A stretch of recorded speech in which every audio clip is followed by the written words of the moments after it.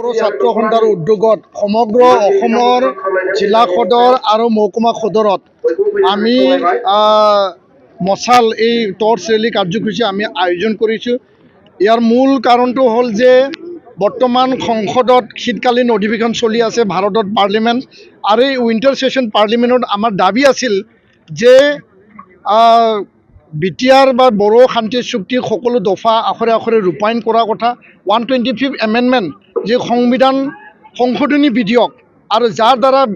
BTC বা বৰ্তমান বিটিআৰখন অধিক ক্ষমতা সম্পন্ন, মোৰ অটনমিৰ, মোৰ ফাইনেন্সিয়েল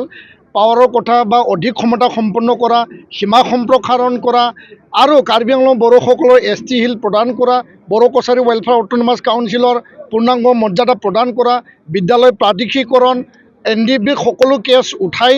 লোৱা, 1500 কোটি টকাৰ সকলো যিখিনি আন্তঃগাঁথনি, যিখিনি শিক্ষা অনুষ্ঠান প্ৰতিষ্ঠান তাত লিখা হৈছিল, সকলো এই অনুষ্ঠান প্ৰতিষ্ঠান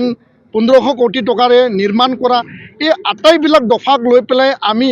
নিখিল বড়ো ছাত্ৰ সন্থাই সঘনাই আমি ভাৰত চৰকাৰক, গৃহমন্ত্ৰী ডাঙৰীয়াক, প্ৰধানমন্ত্ৰী ডাঙৰীয়াক, অসমৰ মুখ্যমন্ত্ৰী ডাঙৰীয়াক আমি আহ্বান জনাই আহি আছোঁ যে যিকোনো পৰিৱেশত, যিকোনো বিনিময়ত ভাৰত চৰকাৰে যি প্ৰতিশ্ৰুতি প্ৰদান কৰিছিল, যি আমাক কথা দিছিল যে চুক্তিৰ সকলো দাড়ি কমা ৰূপায়ণ কৰা হ'ব, চুক্তিৰ সকলো দফা আখৰে আখৰে ৰূপায়ণ কৰা হ'ব, আৰু এই কথাটো লৈ আমি ভাৰত চৰকাৰক সিদিনাখন দিল্লীত যন্তৰ মন্তৰত আমি প্ৰতিবাদী কাৰ্যসূচীৰ যোগেদিও আমি আহ্বান জনাইছোঁ। 29 তাৰিখে আমি ৰেলী কাৰ্যসূচী লৈছিল, ইয়াৰ যোগেদিও আহ্বান জনাইছোঁ। পুনৰ আজি এই সংসদত শীতকালীন অধিৱেশন যিহেতু চলি আছে, আৰু আজি আমি দেখিবলৈ পালোঁ যে জয়ন্ত বসুমতাৰী ডাঙৰীয়া কোকৰাঝাৰৰ MP সাংসদ, তেখেতে এই বিধেয়কখন বা বিটিআৰ বড়ো চুক্তি সকলো দফা ৰূপায়ণ কৰিব লাগে বুলি তেওঁ